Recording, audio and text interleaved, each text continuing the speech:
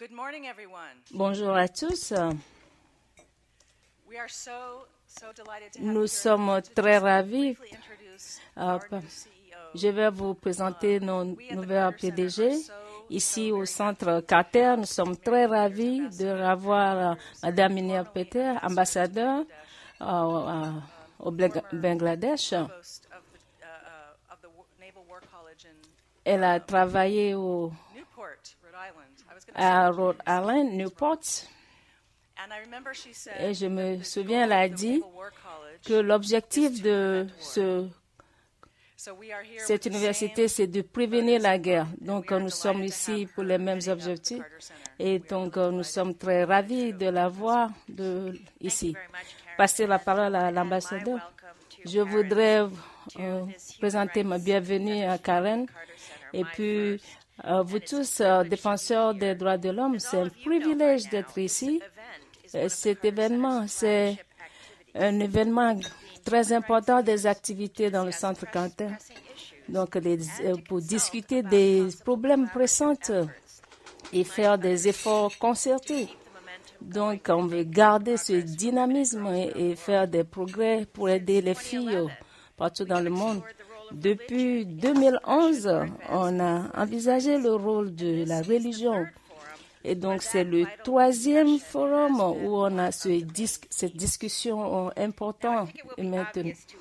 Je pense que c'est évident pour vous tous que ce qui fait de cet événement spécial, parce qu'on a un fondateur, ancien président Jimmy Carter et Madame Rosalynn Carter. Comme vous savez, M. Carter était le point essentiel de son administration, la lutte des droits de l'homme. Donc, de voir le changement qui a eu lieu dans nos politiques d'affaires étrangères au moment du président Carter. Le président Carter continue son engagement pour la défense des droits de l'homme partout dans le monde. Mais en plus de sa gouvernance et de son rôle, ce qui fait de ce rassemblement unique et encourageant, c'est que vous êtes venus de partout du monde, vous avez voyagé pour être avec nous pendant ces jours. Et nous sommes très reconnaissants pour vos efforts et pour le temps que vous avez passé et consacré. Donc, on va parler de le best-seller, son livre Action, donc Action. Ce qui a été fait dans les années passées. Donc, je voulais vous aider, vous encourager. Donc, voir l'engagement ou bien les actions que vous pouvez entreprendre pour promouvoir tout ce que nous discutons ici. Au fait, c'est une conversation de 4 jours. Donc, avec les défenseurs des droits de l'homme, les leaders religieux, pour réduire, et avec la volonté de Dieu, un jour, éliminer la violence contre les femmes et les enfants dans le monde. Donc, comme la plupart d'entre vous discutent depuis samedi dans vos groupes de travail, on va en parler après les remarques d'ouverture du président Carter et du haut officier de sécurité de l'ONU. Notre programme va commencer avec de la musique. Donc, comme j'ai un peu ce donc j'ai demandé à Karen. Donc, c'est un plaisir particulier. Donc, j'ai chanté à sa fête d'anniversaire. Sa chanson préférée, Imagine. Cette chanson est très spéciale. Donc, l'année passée, il y a eu un mouvement. On avait des représentations de différents groupes de 1 million Rising pour apporter l'attention sur les droits des femmes. Donc, il est très inspirateur. D'abord, l'appel évangélique, mais le vrai titre, mais il chante ces chansons qui parlent de lutter contre la violence et comment régler ce problème. Par sa religion, par son identité, c'est une personne de foi. Donc, il parle à commencer de ce travail. On lui a parlé du livre du président Carter et le message et dire qu'est-ce qu'on va faire pour ce qui est de la violence. Donc, il a écrit cette chanson qui nous a été dédiée. Et donc, on veut que vous participiez. Et on va créer une vidéo qui sera partagée dans le monde avec ce message. Donc, je voulais présenter Breeze et Britannia. Elle vient de Arabie du Sud, Arabie Saoudite. Elle va chanter avec. Elle est une artiste visible en tant que femme.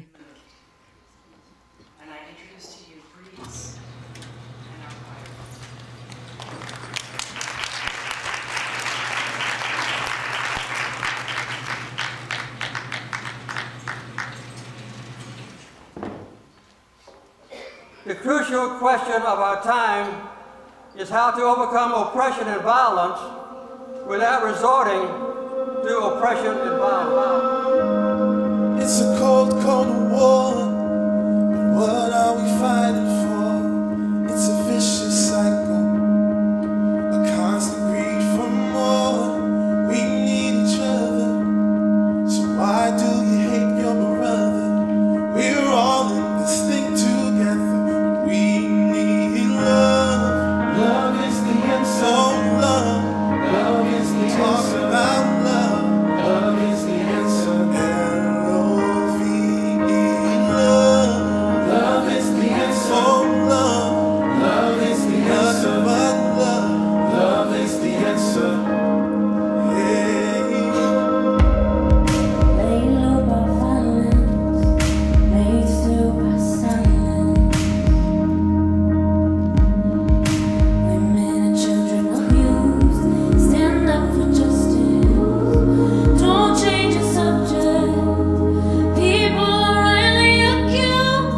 Where is the love? Love is the answer. Love, Love is the answer. Love is the answer. L-O-V-E, Love is the answer. Love is the answer. Love is the answer. Imagine a world walking hand in hand. We the people united. If you believe we can, let's teach our children. Future's in their hands. Hate is the cancer. That's why love is the answer. Love. Oh, love. Oh, love. I'm talking about L-O-V-E, love. Oh, love, oh, love, oh, love. No violence or hate. We won't discriminate.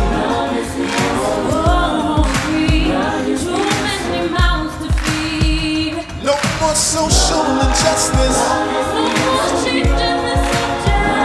No more. No. 'Cause we need love. It's all we need. It's all we need, yeah. I tried and all I found was love. Oh, love. Yeah, yeah, yeah.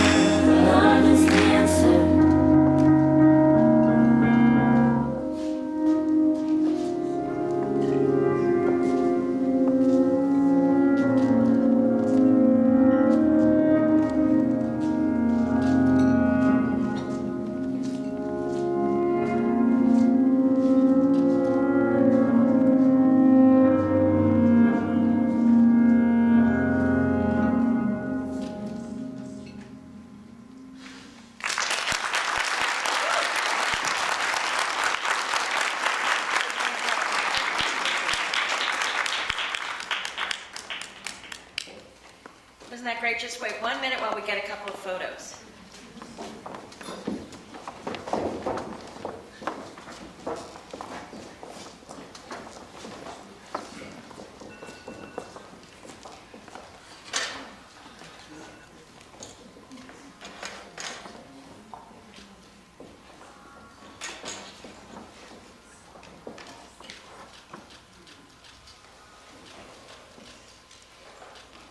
you all very much.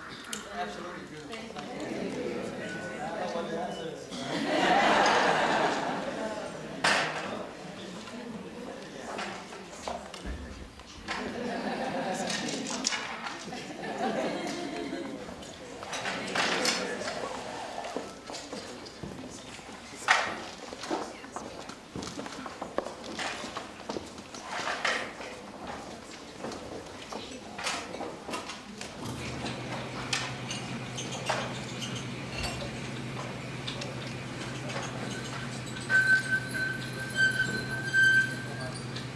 You'll just be patient with us. We're having a webcast, so we're having some banners put up. Just a second. All right, let me know when. On a des bannières.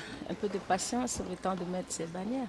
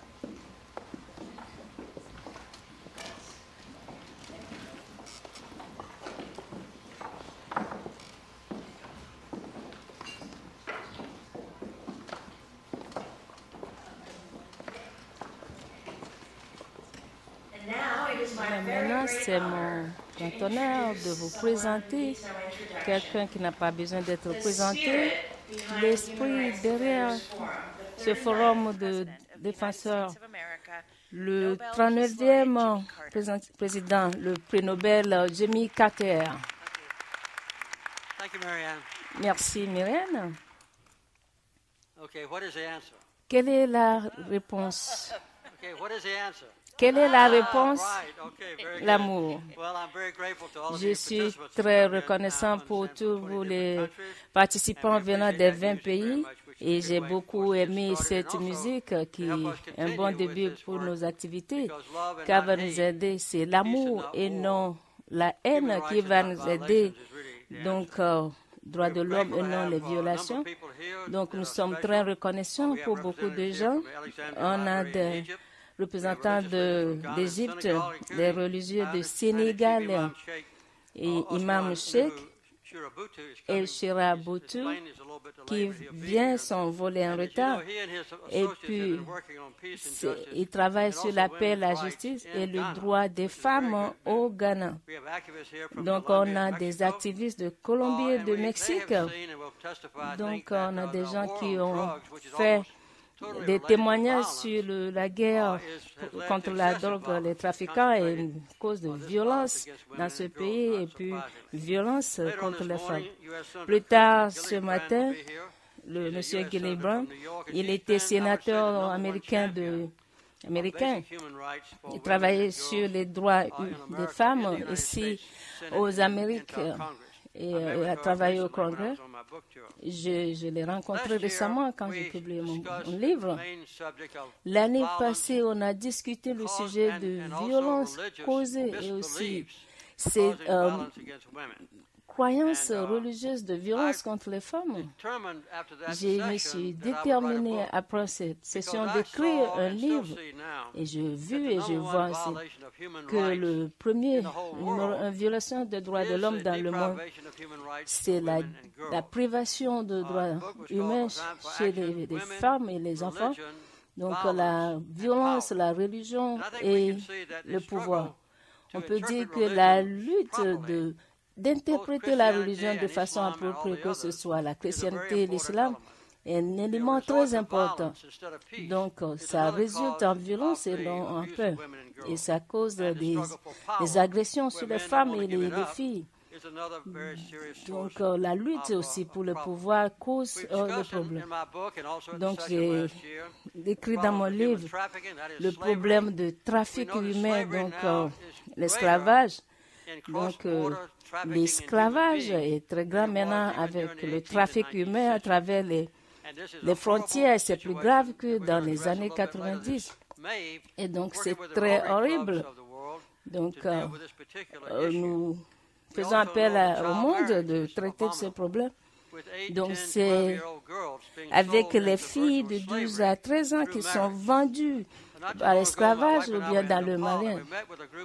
Ma femme et moi, on était à Népal avec un groupe de filles qui ont fui des rebelles.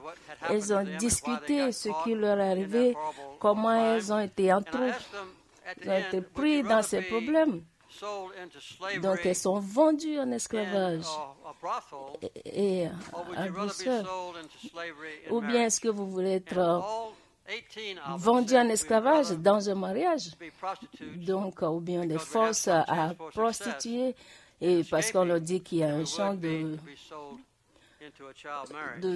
réussite ou bien d'échapper. Et aussi, il y a aussi des tueries très, très horribles. Il y a un nombre de meurtres en Jordanie. Le pays, la reine et la reine sont contre.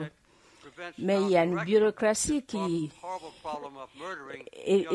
ne permet pas de régler ce problème de meurtre de femmes et de filles, ou bien qui sont violées par des inconnus. Des fois, ils sont tués par le propre membre de famille. La plupart du temps par leur père ou bien leur oncle, ou bien des fois par leur propre mère, comme le cas en Égypte, ou bien par leur frères qui, parce qu'ils sont jeunes, ne sont pas punis par la justice.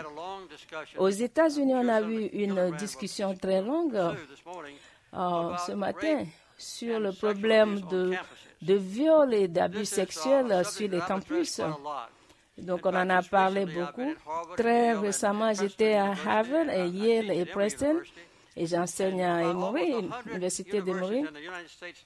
Donc, la plupart des universités sont sujets d'investigation par l'éducation, le ministère de l'Éducation, parce qu'il y a eu le viol des filles sur le campus. Et puis, les garçons qui commettent, ils sont pas impunis, il y a de l'impunité. Donc, il y a souvent un garçon sur le campus qui commet ces viols n'est pas puni. Donc, c'est un crime impuni. Donc, il y a eu un grand groupe. Et j'ai dit, combien d'entre vous avoir quelqu'un qui commet de viol sur votre campus? Et on sait aussi que dans l'armée américaine, ici dans notre propre armée américaine, il y a presque 25 000 viols. Et bien souvent, quand les femmes soulignent ou bien rapportent ces viols, elles sont punies. Donc voilà des choses qui se passent aujourd'hui. Ici à Atlanta, on s'est rendu compte que plus de 200 personnes sont vendues en esclavage chaque année dans cette ville où on est aujourd'hui. Donc, Atlanta a l'aéroport le plus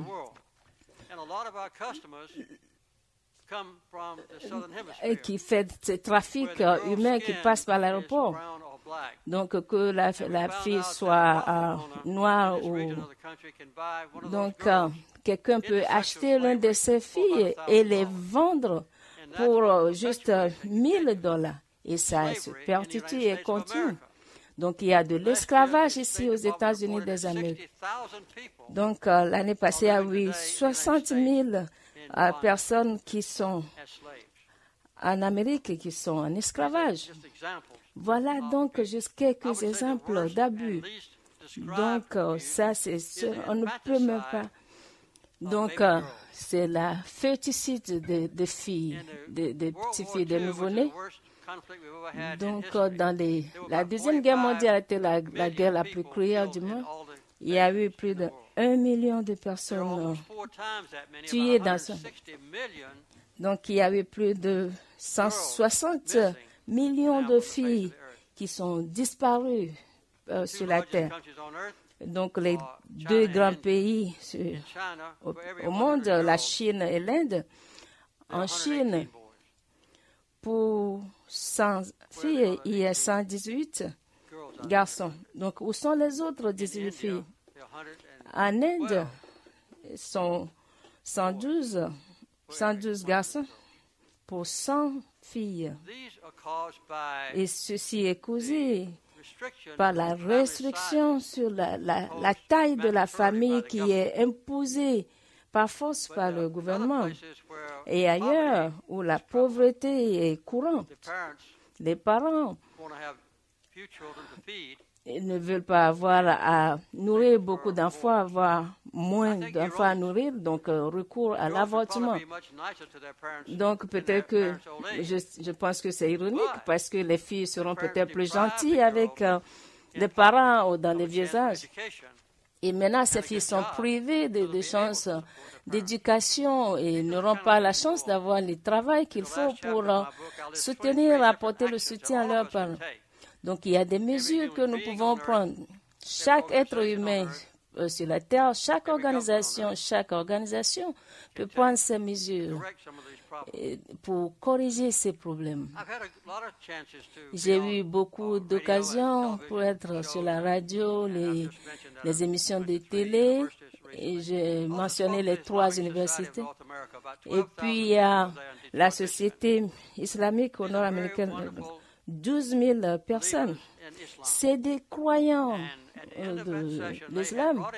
Et à chaque session, ils ont ramené à la conférence un grand groupe d'imams venant de partout du monde. Et ils ont eu un contrat qu'ils vont tout faire pour convaincre le peuple que le Coran, que l'écrit sacré veut une égalité entre la femme et l'homme. On a le même problème en chrétienté et puis d'autres. J'ai aussi parlé à l'Académie américaine de religion. C'est des gens qui enseignent la théologie dans les universités. Donc, il y avait 10 000 d'entre eux. Je pense que la mauvaise interprétation des écrits sacrés cause beaucoup de problèmes aujourd'hui. Karen et moi, on a contacté les membres du Parlement du Canada et de l'Irlande et de la France de les encourager à corriger leur mauvaise interprétation de ce qu'ils veulent faire de la prostitution. Donc, c'est pas connu par les policiers. Ils savent que quand un homme et une femme disparaissent et reviennent, et quand on n'aura pas ça, ils ne veulent pas s'occuper de ces problèmes de prostitution, ou bien le maire, ou bien le conseil de la ville, ils sont au courant, mais ils n'en font rien.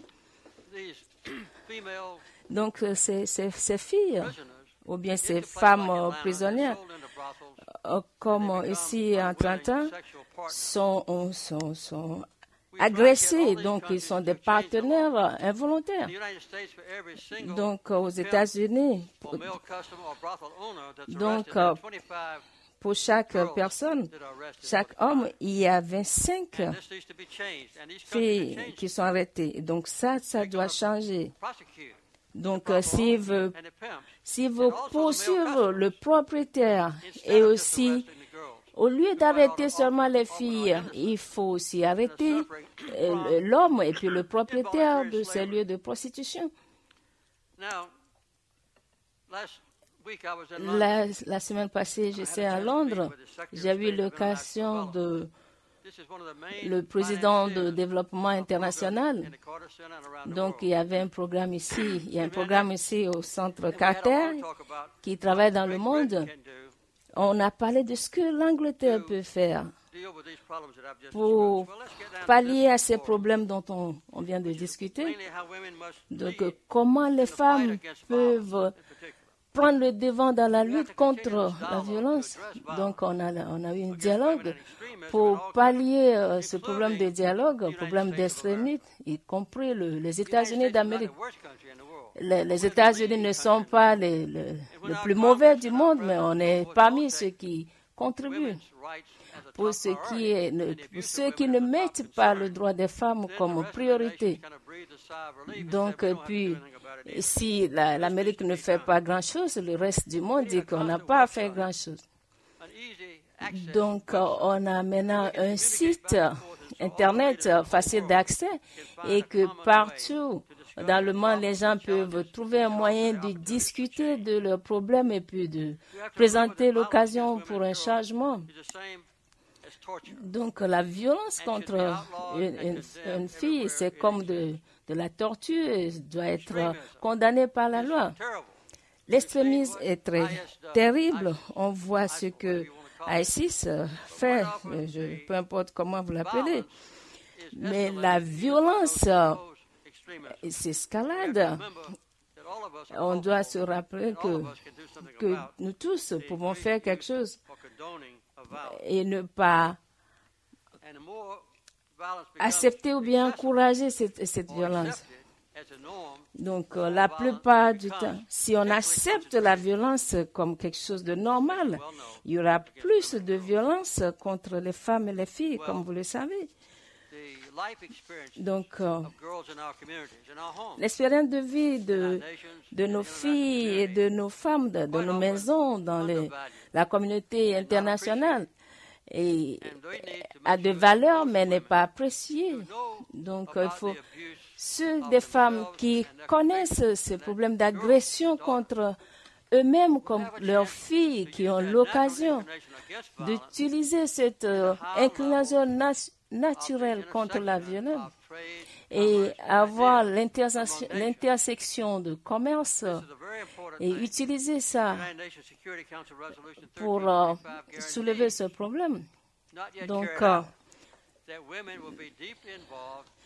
ils disent que les femmes doivent être impliquées dans les négociations de paix dans le monde parce que les femmes savent ce que veut dire la paix. Ils savent ce que cause la guerre. Donc, leurs familles, leurs enfants et même leurs maris sont affectés. Donc, ils envisagent avec anticipation la session à venir sur le trafic humain ou bien l'esclavage. Et je vous dis que tout ce que nous faisons à partir de maintenant, donc on doit utiliser ça comme des envoyés. Nous ne sommes pas des gens en compétition, nous sommes des supporters. Nous voulons renforcer les efforts qu'ils sont en train de faire. Donc, la Maison-Blanche essaie aussi de lutter contre l'extrémisme. Donc, ils ont fait la révision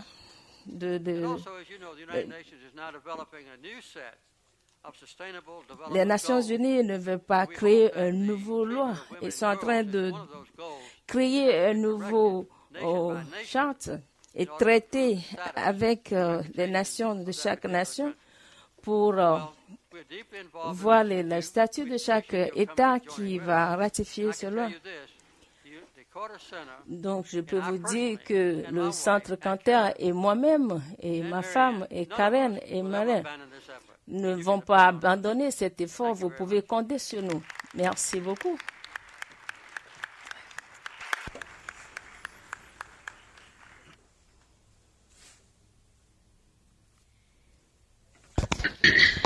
Merci infiniment, Monsieur le Président. Nous avons l'immense privilège d'écouter Galen Curry qui représente le commissariat des droits de l'homme au sein de l'ONU. Elle est la conseillère au niveau du Conseil de l'ONU à New York. Ça fait 16 ans qu'elle est avec l'ONU et elle a travaillé sur les questions du droit de l'homme dans le Timor oriental, l'Afghanistan et le Sud-Soudan. Et au Sud-Soudan, elle a préparé le premier système de protection des femmes en étant englobé dans le système de réponse de l'ONU contre la violence sexuelle. Merci, Monsieur le Président, Madame Carter, Madame l'ambassadeur, Chers confrères et amis, on peut s'appeler amis. Nous avons eu des conversations très directes et sincères sur ces derniers jours. Beaucoup d'attaques contre l'ONU, c'est très bien. Comme ça, on sait ce qui ne va pas et on peut s'attacher à améliorer les choses. Il est temps d'avoir des réunions sur ce sujet et le président Carter l'a mentionné également.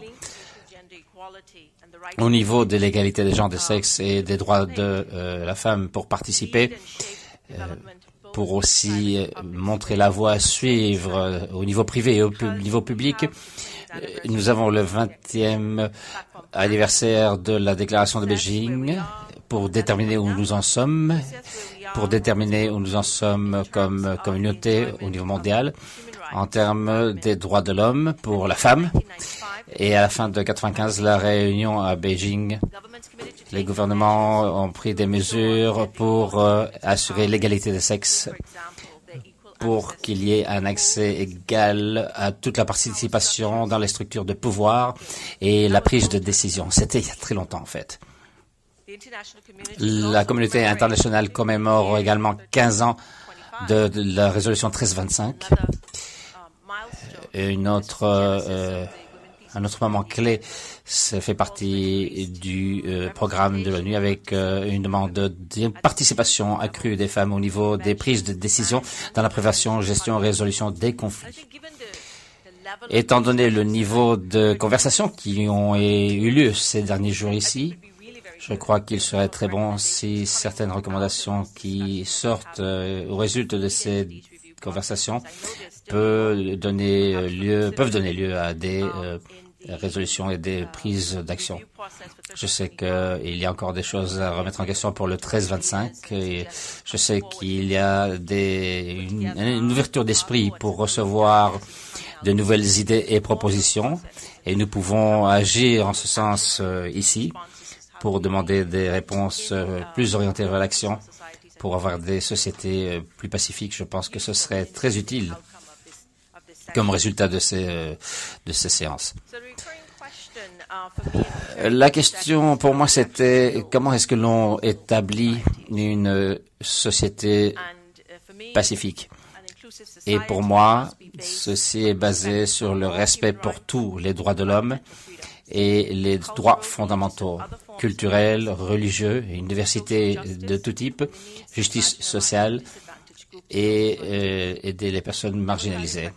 La participation démocratique et l'état de droit sont clés. Et c'est promu par des politiques sociales qui réduisent les inégalités. Et dans cela, il faut inclure l'inégalité des sexes avec une société plus flexible et tolérante pour accepter tous les êtres humains. La participation des hommes et des femmes dans la gouvernance, dans la société prospère a été reconnue au niveau du droit international avec la Déclaration universelle des droits de l'homme, avec les conventions sur les droits politiques et civils, également au point de vue économique et culturel. Et c'est élaboré également dans la Convention sur l'élimination de la discrimination contre les femmes, avec le Conseil des droits de l'homme, comme les discussions et groupes de travail sur la discrimination contre les femmes, qui parlent toutes et tous de la participation des femmes 1325, comme il a été dit, et d'autres résolutions du Conseil de sécurité 1819, 1222, etc. Il est clair que les gouvernements comprennent ce que ceci veut dire, les défis qu'il y a ici. C'est comment mettre ça en route, et c'est là que ça coince. Comment est-ce que toutes ces théories légales, toutes ces décisions, toutes ces recommandations, comment est-ce que ça se transforme en véritable instrument?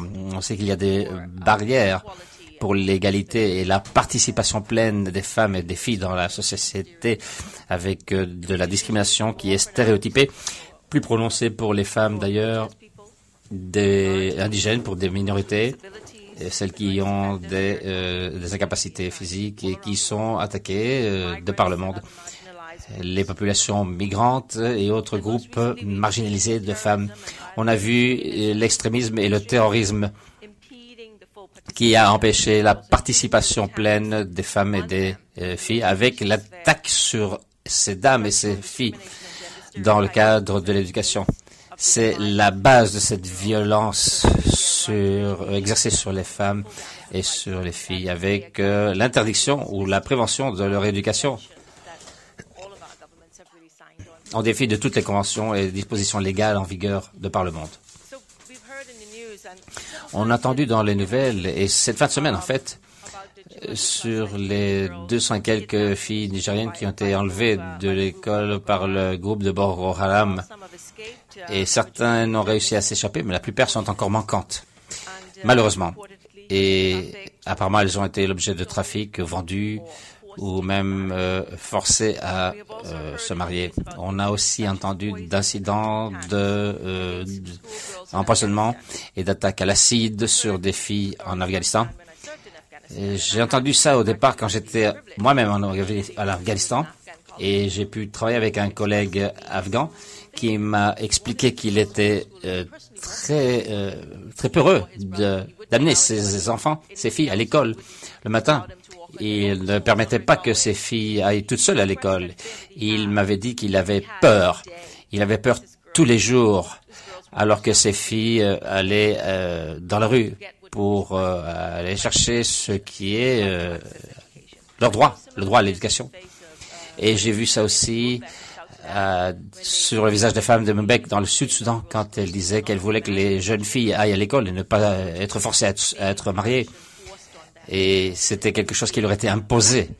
Et on les menaçait même dans certaines circonstances de souffrir des actes de violence s'ils n'étaient pas mariés d'office.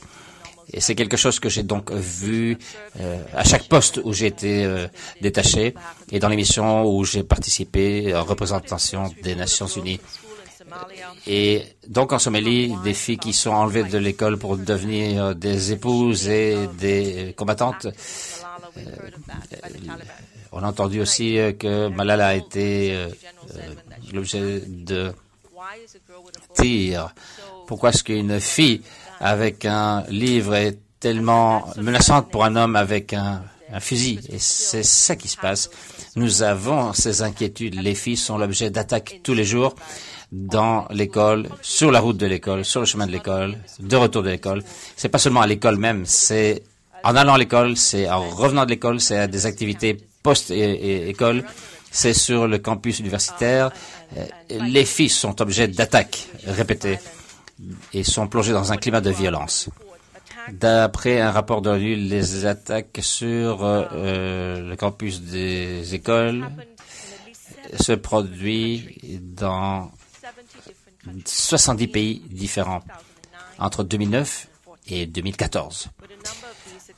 Un nombre important de ces attaques sont sur des filles, des parents, des élèves, des professeurs, des gens qui ont parlé en faveur des droits de ces filles d'avoir et de recevoir une éducation. En plus de cela, nous avons bien sûr les attaques quotidiennes et les défis qu'elles ont pour être reconnues, même dans leur foyer, avec les pères, les frères, les oncles, qui sont contre l'idée qu'elles reçoivent une éducation. Elles sont donc l'objet d'une attaque dans leur propre foyer, dans leur propre maison. Et j'écoutais ma collègue de Libye et elle parlait de son père qui avait véritablement encouragé l'éducation de ses filles et l'avait poussée et l'avait aidé à devenir docteur. Et on ne parle peut-être pas suffisamment souvent de ces pères qui aident les filles. On a besoin davantage d'exemples comme celui-là. On a besoin de gens comme son père et le père qui est en Afghanistan qui amène sa fille en lui tenant la main tous les matins à l'école. Et ceci crée une meilleure perspective dans la vie pour ces filles. Ce matin, à Genève, il y a un rapport qui a été publié sur les attaques contre les filles dans la sphère de l'éducation. Et il s'agit de filles qui cherchent à aller à l'école et à recevoir une formation, un enseignement. Et les rapports parlent de discrimination de sexe, d'inégalité, les attaques tragiques dont elles sont victimes. Et comment ceci empêche et prévient toute une série de droits. C'est quelque chose qui vraiment est terrible pour ces économies et pour ces pays. Qu'est-ce qui se passe avec ces filles? Je pense que c'est bien plus que ce que l'on pourrait imaginer. C'est beaucoup plus traumatisant pour ces filles. Elles sont forcées à se marier. Elles sont l'objet de trafic de blanches, de traite de blanches. Elles sont esclaves. Elles sont forcées à se prostituer, etc., etc. C'est également connecté avec d'autres violations de droits de l'homme, le droit d'aider. On ne comprend pas les droits de la santé de filles qui sont forcées à se marier et à avoir des enfants très jeunes. Et beaucoup de jeunes filles meurent suite aux violations de droits dont j'ai parlé tout de suite. Les attaques sur les écoles, et je pense que je suis heureuse de voir que ce rapport est sorti du Haut-Commissariat parce que réellement, il s'agit d'une des questions clés, ce qui empêche le développement des sociétés pacifiques dont on parle ici aujourd'hui. Pour avoir cette société pacifique, il faut avoir ces espaces sûrs pour les filles. Et l'enseignement, l'éducation doit être un endroit sûr, pas un endroit où elles sont l'objet d'attaques. Il ne devrait pas être nécessaire de se défendre pour aller à l'école en ayant 7 ans ou même quand on est un adolescent. C'est un défi comme communauté internationale que nous devons condamner avec plus de véhémence et trouver des actions spécifiques sur la manière dont nous pouvons répondre à cela. Et donc, à part ces attaques, je voudrais parler un peu de questions un peu plus larges sur le terrorisme, l'extrémisme violent, qui montre vraiment comme étant le premier champ de bataille pour les femmes dans ces environnements extrémistes. Le corps des femmes, les droits sont les premières choses attaquées quand on est dans cet environnement d'extrémisme. Sous les talibans, comme je l'ai dit tout à l'heure, avec les attaques contre les filles dans les écoles, les lois qui ont empêché les femmes, et on sait qu'en Afghanistan, il y avait des femmes éduquées par le passé, mais avec les talibans, il y a eu une marche en arrière sur ce qui avait été accompli au cours des années. Et tout d'un coup, les femmes n'étaient plus autorisées à aller à l'école, ne pouvaient pas aller à l'école au-delà de 8 ans, excepté pour l'étude du Coran. Et la punition pour vouloir exercer ces droits qui sont garantis sous le droit international, ces femmes étaient tuées, étaient battues. Et les rapports de l'ONU disent qu'il y a des choses semblables en Syrie, en Irak. On a déjà entendu ça du Mali, de la Somalie, simplement pour nommer quelques exemples. Mais 70 pays, dans 70 pays, les femmes ont été, ou les filles ont été attaquées en étant sur le chemin de l'école ou en recevant des cours ou en étant à l'école. Et ceci est dû au terrorisme et à la violence. Selon le commissaire des droits de l'homme, et vous avez peut-être lu cette déclaration du Haut-Commissariat, on a parlé de ceci à Washington lors du 70e anniversaire d'Auschwitz au musée de l'Holocauste à Washington, et il a été abordé la question des défis des différents types d'environnements qui empêchent, plutôt font que ce type d'extrémisme soit possible. Et nous devons être capables d'identifier ce type d'environnement avec les violations de droits qui sont contre les filles ou les femmes. Et on voit souvent des indices précurseurs de ce qui va se passer. La réponse demande une meilleure compréhension des conditions dans lesquelles l'extrémisme violent se développe.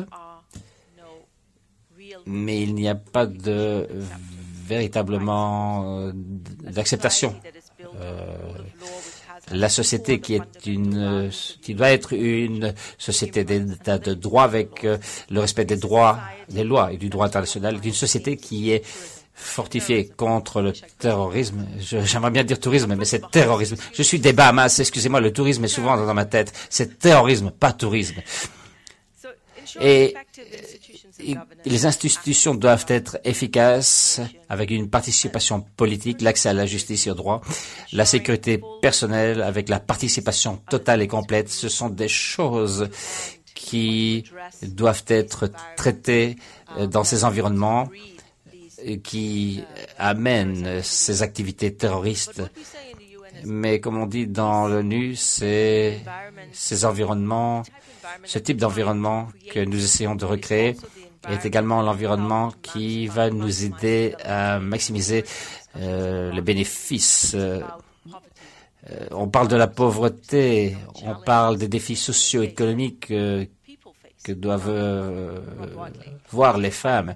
Et donc, il y a une lutte contre ces injustices, ces inégalités, ces lacunes et ce manque d'opportunités et de développement social et économique. Et donc, il y a une résistance à cela et les terroristes sont véritablement unis à ce genre de situation. Je vais revenir, je sais que vous avez parlé beaucoup de droits et de lois, mais je voudrais en mentionner une. Le comité CEDAW a une recommandation générale, la recommandation 30 sur les femmes et la prévention des conflits et les situations post-conflictuelles. Je pense que c'est très utile pour nous aider à comprendre que les droits sont applicables partout, pas seulement quand on est dans une situation de paix, mais aussi quand il y a la guerre, toujours.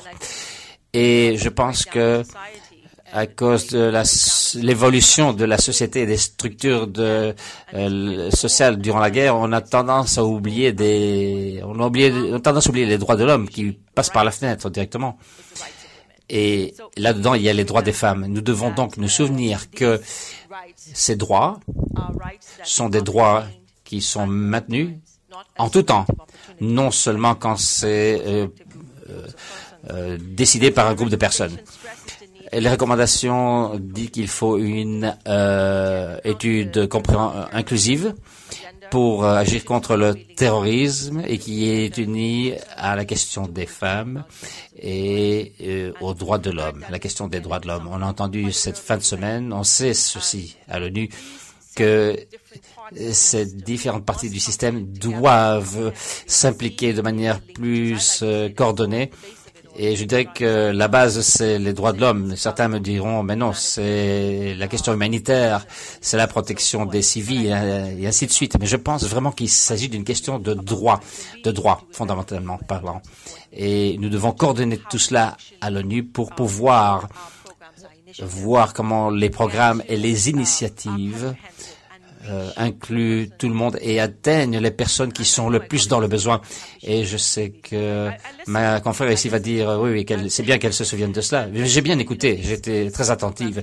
Ces programmes que nous développons sont développés en collaboration avec nos associés qui sont sur le terrain. Vous tous qui travaillez dans ces environnements très difficiles, et on admire votre travail et on vous remercie. On veut vraiment vous appuyer dans vos efforts.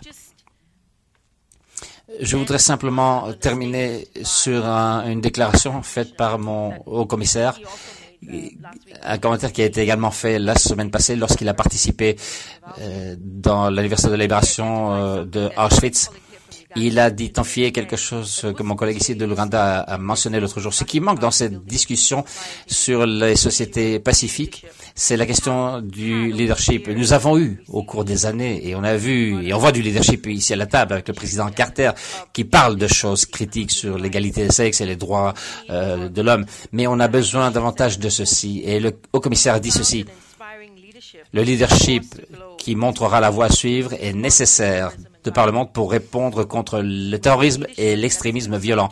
Le leadership doit se concentrer sur les droits de l'homme et les libertés fondamentales qui soient préserver. C'est tous les droits politiques, civiques, économiques, sociaux et culturels. Nous avons besoin de leaders qui suivront complètement ces lois et ces traités qui sont rédigés pour terminer avec la discrimination et l'atrocité et la guerre avec sans excuses. Seulement alors pourrons-nous sortir de la situation difficile qui semble être inextricable et qui menace nos filles et nos femmes. Merci.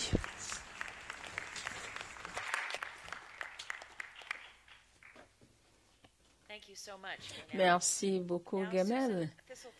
Merci. Maintenant, Madame Susan Thistlethwaite veut faire le résumé des discussions des 2 jours qu'on a eues.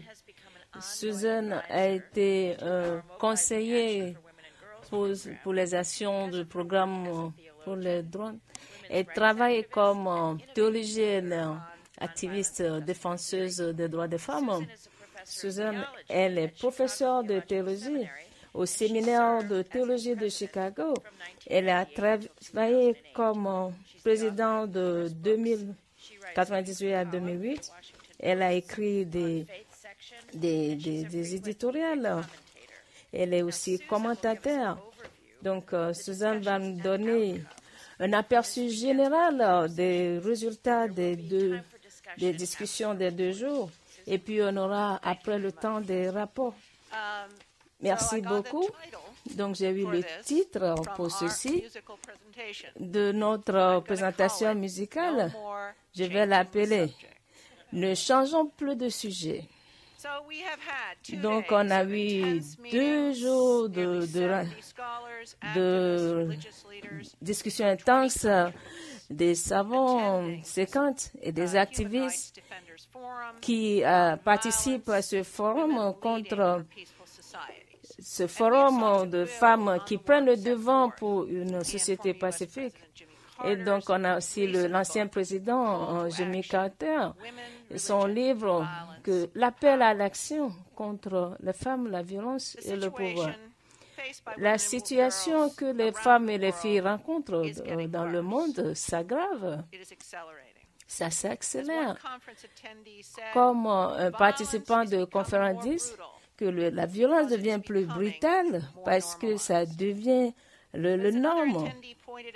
Et notre participant a dit qu'on ne doit pas seulement gérer les urgences, on sait qu'on doit gérer les urgences, on le sait, mais pour soulager la souffrance et fournir aux besoins. Mais on a aussi reconnu qu'on doit changer de la peur à la confiance et du cadre de la violence, comme la guerre contre le terrorisme, ou bien d'autres formulations qui veut dire des guerres incessantes, pour trouver des voies de solution, ou sinon la souffrance va continuer. Malgré les poids supplémentaires que nous tous nous avons, et tous ceux que vous connaissez bien, qui travaillent très dur pour satisfaire ces besoins. Donc, dans ce groupe, on s'est mis d'accord qu'il faut des stratégies à long terme qui sont très importantes pour prévenir et réduire la violence contre la femme et le déclenchement d'une guerre. Donc, un résultat de ces conférences, c'est de célébrer la résolution 1325, la femme pour les femmes qui a été reconnue par l'ONU en 2000. On a aussi reconnu qu'il faut beaucoup à faire, qu'il y a des empêchements pour la mise en œuvre des tests. Il y a des membres qui résistent à mettre en application. Un groupe a dit que le 13-25 a été un exploit, mais on est arrivé à un point stagnant où il faut évoluer. Donc, j'ai fait le reste de ce résumé que ce qui encourage le changement et les facteurs de violence. Donc, parce que dans tous vos groupes, vous avez vu la tendance de dialogue et aussi les conflits. On s'était mis largement d'accord que la violence contre les filles et l'abus. Donc, si on traite des violences contre les femmes, on traite de problèmes à la suite. Donc, la plupart des causes, le pouvoir disproportionné. Donc, l'interprétation de religions qui utilisent pour abuser des filles. Manque d'éducation, bien une éducation inadéquate, ou bien manque de mise en application des lois qui peut encourager la défense des droits de l'homme. Et aussi des problèmes qui encouragent la militarisation. Et aussi, ça cause des problèmes d'ordre moral. Donc, les facteurs détonateurs doivent être abordés de façon systématique et claire et durable. Donc, c'est très nécessaire, vous l'avez tous. Et tous les tableaux de conférence que vous avez eus, vous avez fait les liens des causes. Parce qu'un facteur détonateur, si on aborde seulement un facteur, ça ne suffit pas. Donc, il faut aborder tous les facteurs qui mènent à la violence. Donc, un projet de paix doit prendre en compte tous les facteurs de façon simultanée pour pouvoir aboutir à des résultats efficaces. Et aussi, on a parlé de l'interprétation. Donc, au but de notre discussion de deux jours, il y a eu des critiques sur comment l'interprétation religieuse peut encourager la violence contre les femmes et les conflits et l'extrémisme, spécialement dans le cadre des régimes corrompus où les criminels qui utilisent la religion à leur propre fin pour acquérir le pouvoir.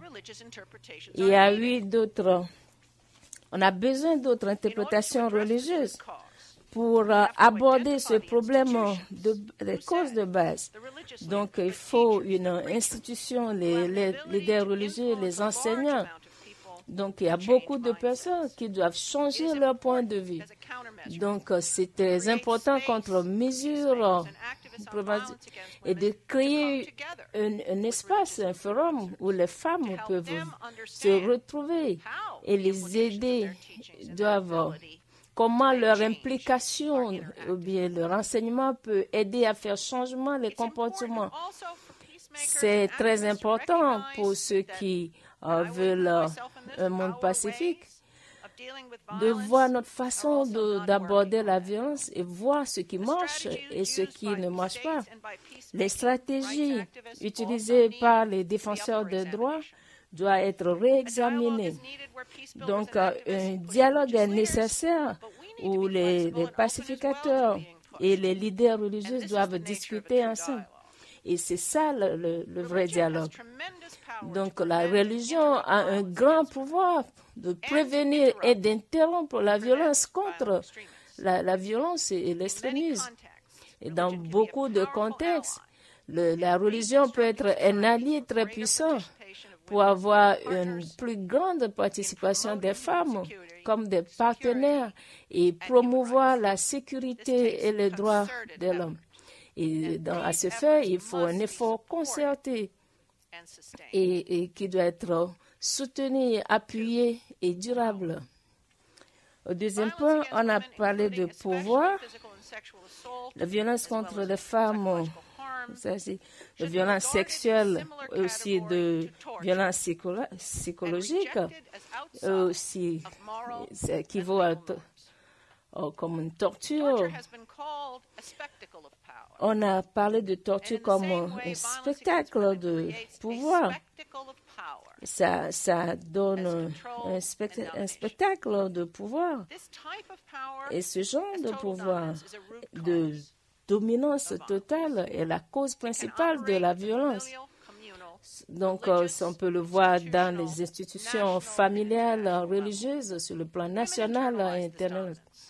Et les femmes internalisent cette dominance et pensent qu'elles n'ont pas le droit de s'exprimer et qu'il n'y a personne pour les protéger. Donc, on a parlé aussi, il y a eu des suggestions pour que les femmes participent à ces organisations. Donc, le pouvoir est dominé par peu de...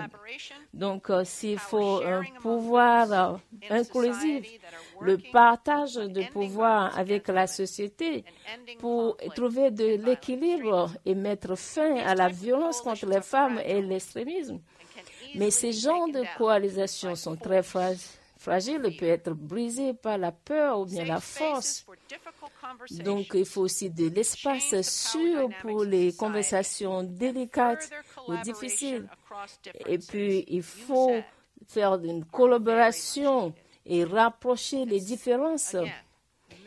Encore une fois, on a eu beaucoup d'exemples qui montrent comment vous travaillez sur ces points-là. Et puis, on a parlé de l'éducation également. Que l'éducation, vous avez indiqué à plusieurs reprises que l'éducation est la cause de la répression contre les femmes et la sous-éducation des femmes. Mais vous avez aussi dit que ça peut mener à un changement positif. Et je vais le dire moi-même, que si on refuse l'éducation aux filles, c'est une violence contre eux. Donc, pour commencer au niveau primaire, l'égalité, la non-violence, jeunesse sociale doit être incluse dans l'éducation tant des filles que des garçons. Sinon, les systèmes d'éducation peuvent, au fait, encourager ces violences et ces conflits. Les écoles confessionnelles et les écoles publiques doivent avoir l'aide nécessaire pour enseigner ces choses. Donc, c'est une force très puissante pour aider à ne faire que la violence est un moyen acceptable.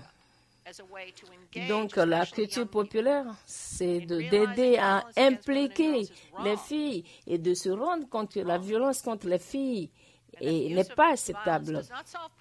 Et que la violence ne règle pas le problème, au fait, ça cause le problème. Donc, renforcer les capacités. Donc, on a discuté ça dans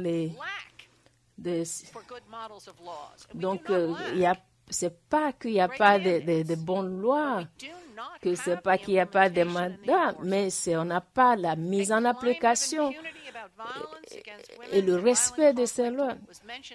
On a parlé de problèmes de violence contre les filles dans le cas des conflits. Donc, les forces de l'ordre doivent être encouragées à protéger les femmes. Donc, il n'y a pas de sécurité. Donc, c'est très important qu'il y ait la responsabilisation. Comme l'a indiqué le président Carter, le problème des enfants qui sont donnés en mariage. Parce que dans beaucoup de pays, les filles et les femmes ne sont pas épargnées de violences, même quand il s'agit de la police ou bien des militaires. Donc, on dit que rien n'est impossible s'il n'y a pas de travail contre la corruption. S'il y a de réformes, s'il n'y a pas de travail sur la corruption. Mais si on ne fait pas ça, rien ne va changer. Beaucoup ont dit que le concept il y a le concept de démocratie, mais à cause de la corruption, au fait, il n'y a pas de démocratie. Donc, puis il y a eu les trafics d'humains, le terrorisme. Et bien souvent, les femmes sont particulièrement vulnérables ou bien exposées et sont victimes et ne sont pas protégées. Donc, il y a le manque de confiance dans les gouvernements. Et aussi, on a parlé de mauvaise gouvernance et de la corruption. Donc, on doit vraiment prendre ceci en compte pour créer une société paisible. Donc, le fait que la violence est banalisée, ça fait qu'on a vu une régression. C'est très important de reconnaître qu'on a fait des avances au fil des décennies passées, centenaires passés. Donc, le droit de mettre les femmes dans le développement, les coalitions pour création de la paix, on a fait des progrès.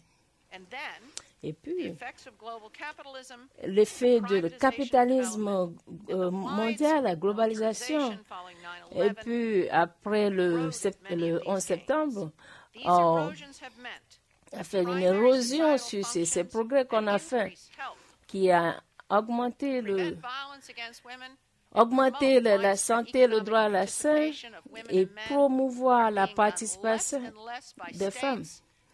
Donc, c'est peu de pays adoptent ces pensées. Et aussi, il y a des mesures économiques qui accélèrent les migrations, qui bien souvent mènent au trafic humain, sont aussi une cause principale de violence contre les femmes et peut mener à l'extrémisme.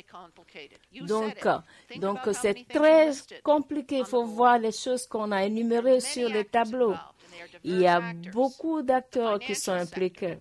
Le secteur financier, les coopérations multinationales, la militarisation nationale et internationale, et aussi des ONG qui travaillent dans ces secteurs.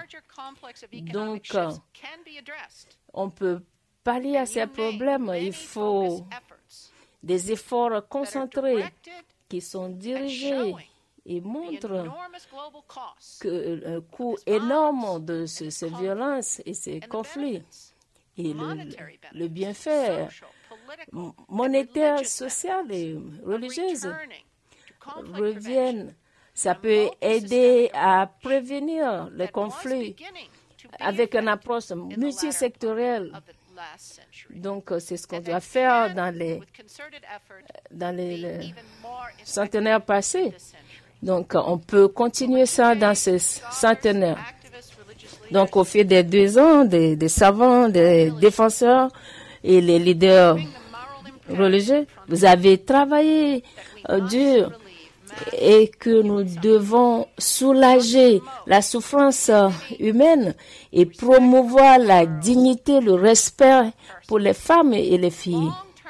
Et à long terme, il faut des stratégies réalistes qui vont soutenir et permettre la résistance et une société collaborative qui va créer la paix. Merci.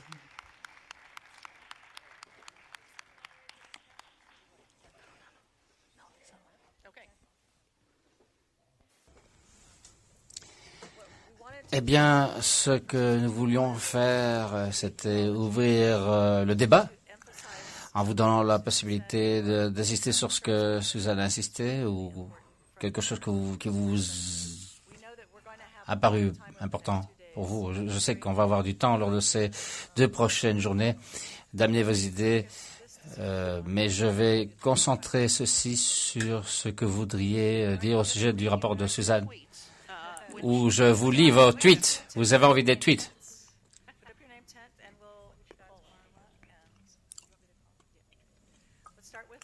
Commençons avec Marwa Shalaydin d'Égypte.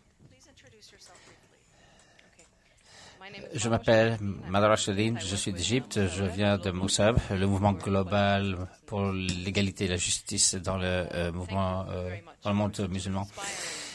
Merci pour un début si intéressant de journée. Je voudrais dire des choses sur le premier point, sur l'interprétation de la religion. Et tous ceux qui parlent, retenez-vous un petit peu pour que les interprètes aient le temps de traduire tout ce que vous dites. Suzanne mentionnait que certaines discussions qui étaient sur l'importance des institutions avec les leaders religieux pour faire un changement dans le discours. Ça fait partie de ce que Souhaite a fait. Nous essayons de trouver un nouveau discours islamique qui appuie l'égalité et la justice et donne des solutions contre la violation, la violence contre les femmes. Nous travaillons depuis de nombreuses années avec des institutions, avec des leaders religieux, mais nous avons trouvé que souvent, nous devons être très nuancés sur ces institutions parce que dans beaucoup de cas, eux-mêmes, ils sont attrapés dans le jeu politique qui a créé tout d'abord la situation dans laquelle nous nous trouvons. Et de dizaines ou centaines de leaders religieux avec lesquels nous avons travaillé, on se retrouve avec un ou deux peut-être. Il faut donc travailler avec ces un ou deux, trois individus, c'est très important, mais on a aussi trouvé que peut-être l'investissement devrait se faire ailleurs lorsque nous parlons de l'interprétation religieuse. Et la raison pour laquelle la violence est si forte, et c'est dû à cette acceptation générale, pas seulement parmi les leaders religieux, mais parmi le public en général.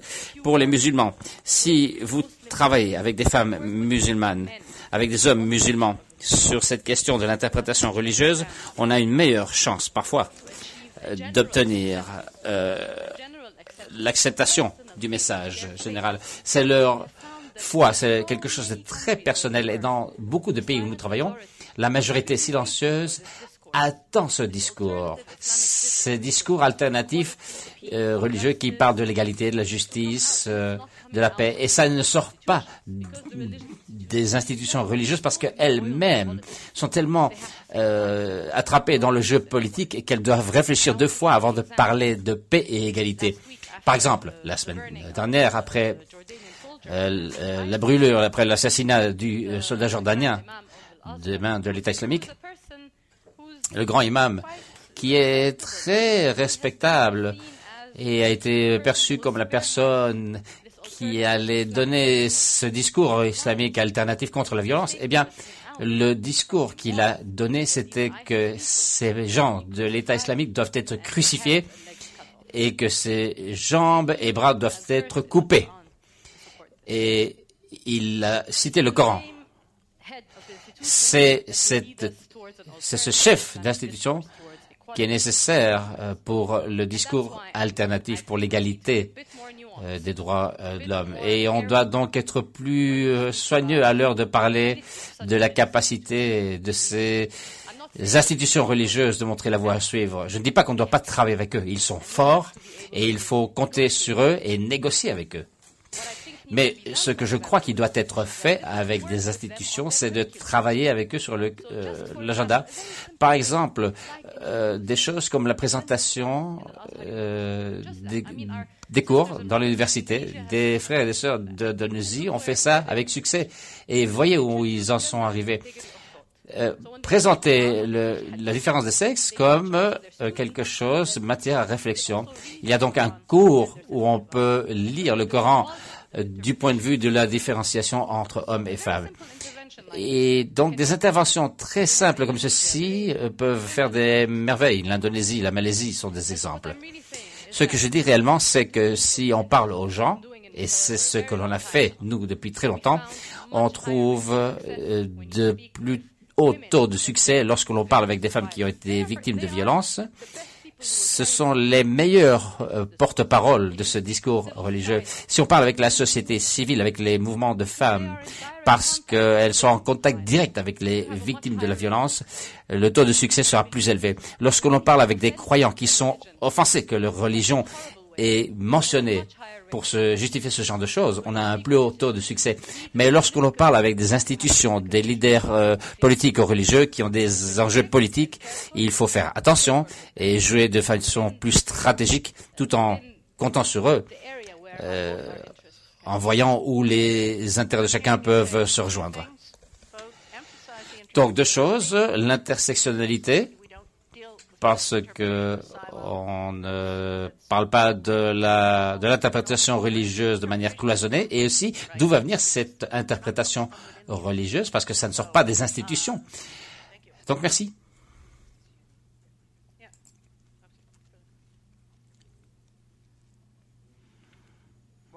Eh bien, on a trouvé que sur cette dernière année que le grand imam Al-Maza a été un de nos champions, porte-parole des droits de la femme, sous les auspices de l'interprétation des textes islamiques.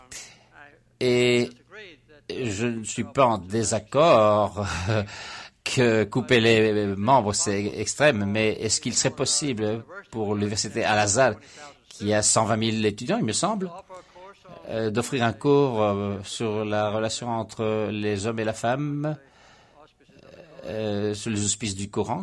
Est-ce que ça a été déjà commencé? Non, on n'a pas encore commencé. On voudrait commencer. Et on va commencer à discuter sur ce sujet avec eux. Vous pensez qu'il vous suivra avec l'idée de traiter les femmes sur pied d'égalité? Vous pensez? Oui. Mais il y a une grande différence entre les leaders d'une institution et les couches en dessous de cette institution qui ont une façon tout à fait différente de s'exprimer. Oui, je sais ce que vous parlez, de quoi vous parlez quand vous parlez de couches. Il est possible que donc l'université de Al-Azhar soit disponible et disposée. Je crois qu'il faudrait construire et bâtir sur la connaissance et l'expérience d'autres universités musulmanes en Indonésie, ou nos confrères qui peuvent ici également nous orienter, parce que quand ça vient d'une autre université musulmane, je pense que ça a plus de poids. Je suis que cette information me sera transmise. Ce qui est important, et j'aime ceci parce que le président Carter a rencontré le cheikh Al-Khaït, le grand imam, ils ont parlé de ceci et il a proposé cela. Et maintenant, comme nous avons des représentants ici, il y a plus de poids pour parler de ce nouveau cours. Il y a pas mal de remous, mais il faut s'accrocher. Le docteur Nazer, qui a succédé au recteur, est disposé à aller de l'avant avec ceci. Ensuite, Yanni. Merci. Tout d'abord, l'information de notre part de l'Indonésie avec Musawa Safen. Nous essaierons de représenter un islam plus progressif pour connecter avec les droits de l'homme. Je voudrais demander à Monsieur le Président de promouvoir le droit et la protection des travailleurs migrants, parce que dans le cadre de l'Indonésie, au moins 1000 femmes migrantes sont tuées par semaine parce que ce sont des travailleurs migrants. Et il y a encore la menace de la peine capitale pour elles. Et nous devons réellement parler de cela parce que c'est également fait sous l'impunité. Ça s'est passé dans les pays voisins et certains gouvernements préfèrent les renvoyer à la maison avec une liste de problèmes comme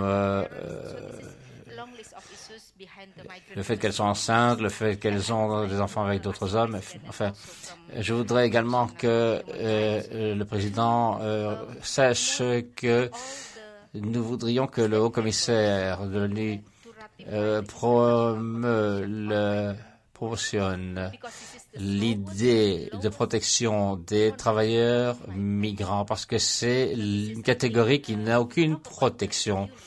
Lorsqu'on parle d'impunité, c'est également un des pas importants qui doit être accompli et aussi parler des gens qui sont ici. Lorsque l'on parle des droits de l'homme, on doit parler des travailleurs domestiques migrants et le rôle des leaders religieux est essentiel en ce sens. Merci. Et tes pensées étaient dans ma tête quand j'ai parlé de la question économique parce que c'est effectivement très important. Oui, oui. Bonjour, je m'appelle Weiwei de Myanmar. Merci, cher Monsieur le Président et au Centre Carter pour m'avoir invité ici parce que beaucoup de nos mères, sœurs et filles qui n'ont pas la chance d'être présentes ici, de venir ici pour parler dans cet environnement, sur cette scène, parce que ma mère, mes sœurs sont dans une situation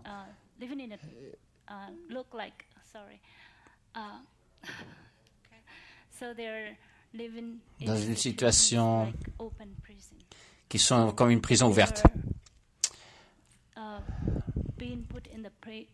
Elles sont dans une prison à l'intérieur de leur village et donc elles ne peuvent pas se déplacer d'un village à l'autre.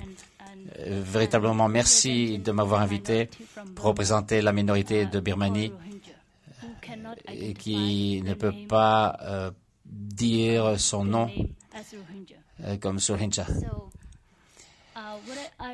Ceci dit, j'étais très impressionné par le rapport de Mme Suzanne et je voudrais insister sur le fait que nous avons parlé de l'extrémisme dans la religion ces 2 dernières journées, mais dans notre cas, il s'agit plutôt...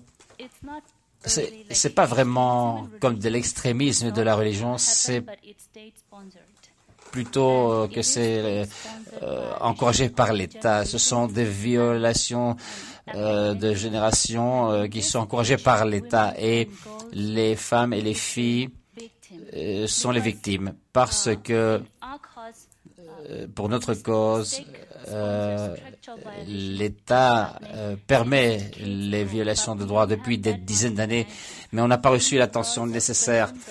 Les femmes et les filles sont dans une situation très difficile, même pire que d'autres dans d'autres parties du monde.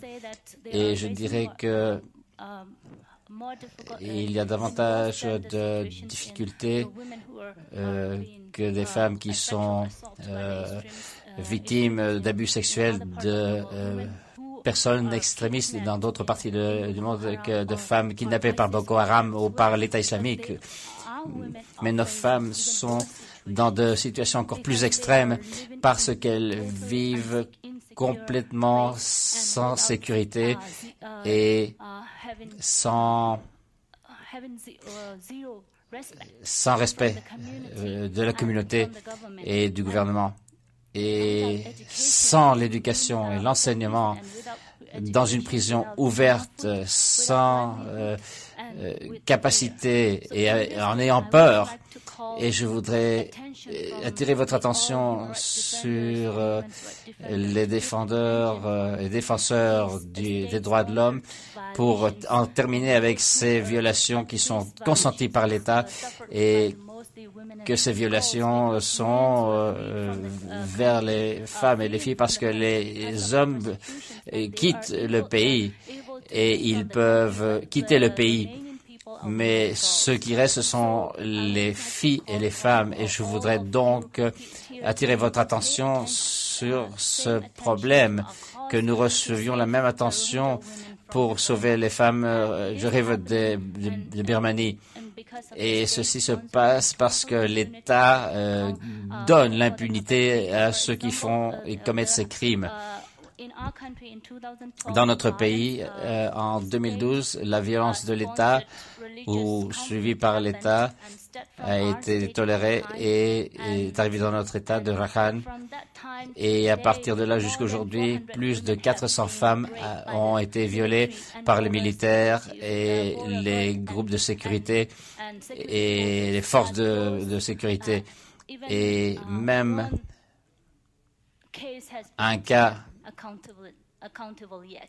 même pas un cas a été condamné et jugé. Je vous demande donc de regarder à cela de plus près. Merci. Bye. Président Carter, écoute, j'aimerais bien te parler de manière privée tout à l'heure pour voir qu'est-ce qui se passe, parce que le centre Carter a une présence à Myanmar et on voudrait avoir quelques idées. On se parlera après, s'il te plaît. Merci beaucoup. Madame Omar, l'Institut US de paix. Je voudrais revenir sur la question de la collaboration avec les leaders religieux et comment le faire de manière efficace. Une des choses que l'on a pu faire avec un certain succès, c'est identifier les leaders religieux comme alliés. Si on regarde 10-15 ans en arrière, quand on parlait de leaders religieux, ils étaient un problème. Et je crois que les droits des femmes ont eu une amélioration quand on s'est rendu compte qu'ils pouvaient être nos alliés et nous aider à changer les choses. Ça a été difficile. Il y avait une peur que si on parlait aux leaders religieux, ils étaient au-dessus de la loi et au-delà de la loi. Mais ce n'était pas le cas, car nous défendons les droits de l'homme et les droits des femmes. Et on doit se demander comment avons-nous traité avec eux sur ces 15 dernières années. Et on peut voir que certains leaders religieux n'ont pas rempli les attentes, mais il faut aussi savoir poser des questions difficiles. Une d'elles, c'est qu'il y a beaucoup de pouvoir dans l'informel et l'invisible. On est mal à l'aise avec les femmes qui veulent être invisibles. Je vais vous donner un exemple. Maintenant, il y a un groupe de femmes égyptiennes qui, depuis quelques années, ont négocié une déclaration avec Azar sur les droits des femmes. C'est une déclaration très sensible qui ne peut pas être faite publique. La déclaration elle-même sera faite publique, mais ces négociations sont vraiment si sensibles à cause de ramifications politiques et tout ça. Mais l'étude et les conséquences pourraient être catastrophiques. Donc, il faut que ce soit plus ou moins confidentiel. Il faut valoriser la force de ces femmes qui sont à côté de ces leaders religieux. L'imam Sistani sera qui sont ces femmes. Je n'aurais pas pu travailler en Irak sans sa fatwa. On a besoin de ceci. Et même chose au Yémen. Également, je voudrais dire que lorsqu'on se pose la question police, sécurité, la première question que l'on se pose quand on fait une étude, on voit qui a l'étude morale. C'est la question centrale au niveau de la sécurité. Lorsqu'on se pose cette question au niveau religieux, on est repoussé en arrière. On a un retour de manivelle. Qui a l'autorité morale? Même si on peut développer des fatwas, des interprétations en dehors des institutions religieuses, nous avons besoin d'accepter qu'on n'a pas l'autorité morale. Donc, comment pouvons-nous réunir ces deux points? L'autre question que je voudrais poser, c'est de nouveau, comment est-ce que l'on s'engage, comment est-ce que l'on s'implique? Il y a 10-15 ans, les femmes étaient fâchées avec moi lorsque je parlais des leaders religieux. Je parle très vite, mais bon.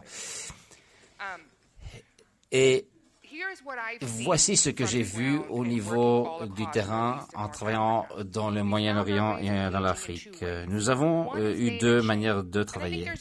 D'abord, il y a la chaîne, et je crois qu'il doit y avoir une piste parallèle au niveau de responsabilité. Donc, ça ne peut pas être seulement nommé. Il faut se compromettre, mais il faut être conscient des conséquences de la stratégie du non. Lorsque j'ai vu aussi que nous nous réunissions avec les leaders religieux pour parler de la manière dont ils enseignent la religion. J'ai été à des ateliers de travail et c'est très condescendant. Je voudrais remercier la Fondation Asie parce qu'ils m'ont amené à une conférence en Malaisie qui a été un véritable dialogue en identifiant certains leaders religieux, en leur demandant spécifiquement les stratégies, en leur posant des questions. Et aujourd'hui, il y a des stratégies qui ont été développées sur base de ces exemples qui m'ont été donnés que ceci n'est pas islamique. Il faut donc que l'on aille plus loin dans cette direction. Et un exemple personnel. Hier, lors des conversations, si nous étions partis en nous sentant séparés, marginalisés, moi je suis une fille, je suis de Caroline du Sud. Je ne suis pas une femme du Moyen-Orient qui a grandi dans une ferme. Non, j'étais en Caroline du Sud et j'ai étudié la différence homme-femme. Et j'ai étudié ça ces 15 dernières années. Donc, si j'avais su ou senti que j'étais marginalisé et c'était à cause de ma religion, et comment est-ce que les gens dans les zones rurales se sentent quand ils entendent ces conversations? Et je crois que c'est très innocent de nous dire « Oh, ne soyez pas sur la défense, résistez parce que c'est religion ». Et on l'a dit, ça fait partie d'un changement, d'une différence. Comment est-ce qu'on peut amener ce discours à un niveau plus élevé? Je ne pense pas que c'est seulement une question de sentiment, mais de stratégie efficace où on peut parler de la façon dont on a fait les choses comme défenseurs des droits de l'homme et de la femme. Les sœurs islamiques en Malaisie, lorsque l'on a discuté de cela, ça s'est bien passé, mais on voudrait que cette conversation aille au-delà pour ne pas une fois de plus, on nomme les personnes, on donne des noms et qu'on fasse sentir les personnes mal à l'aise. C'est pas du tout de ça qu'il s'agit. Très bien, on a des nouvelles sur la sénatrice Gillibrand. Elle va arriver 15 minutes en retard. Donc, ce que je propose, c'est que on fasse une photo de groupe à 11 heures, comme c'est prévu. Et on prendra la liste des personnes qui parlent et on saura à quelle heure elle arrive pour que nous puissions nous adapter et profiter de la présence de la sénatrice Gillibrand. Voici un très beau début parce que c'était une conversation et je voudrais que Manal sache que je pense que à la fin de cette conversation, on a 4 communautés différentes globalement qui se sont déplacées ici. On a des femmes qui travaillent pour les droits de l'homme. Nous avons des femmes qui travaillent dans un cadre religieux. Nous avons des pacificateurs, pacificatrices qui travaillent à l'intersection. Et nous avons des pacificateurs qui travaillent à l'intersection avec des femmes. Ce sont 4 communautés bien distinctes qui difficilement se réunissent dans des conférences pour travailler, dans des ateliers de travail. Voici donc mes excuses si quelqu'un s'est senti offensé par une conversation que nous avons pu avoir parce que on savait que ceci allait se présenter. J'espère que vous accepterez cela, sachant que nous sommes tous et toutes ici pour le même motif, que les droits de l'homme soient respectés, que la paix soit encouragée et en finir avec la violence en nous centrant sur les femmes. Mais merci d'avoir exprimé ceci et nous sommes tous ici et toutes ici avec le même objectif. Si vous avez demandé la parole, j'ai noté ceci parce que ça veut dire que ça commence très très bien ici au niveau des conversations. Nous allons maintenant avoir une pause café. On a eu la possibilité d'avoir des conversations lors de ces pauses. C'est pour ça que les pauses sont longues. C'est pas 15 minutes, c'est 30 minutes et il y a une raison à cela. Profitez donc de ces pauses prolongées. Ceci dit, lorsqu'il sera temps de nous réunir, il faudra faire cette photo rapidement. Les photos seront faites. Mais pour que cela soit le cas, à 10h59, vous devez être sur la scène. Et quand ce sera le cas, les lumières seront prêtes. Il faut que vous ayez ce trésor à reprendre avec vous. Donc, coopérez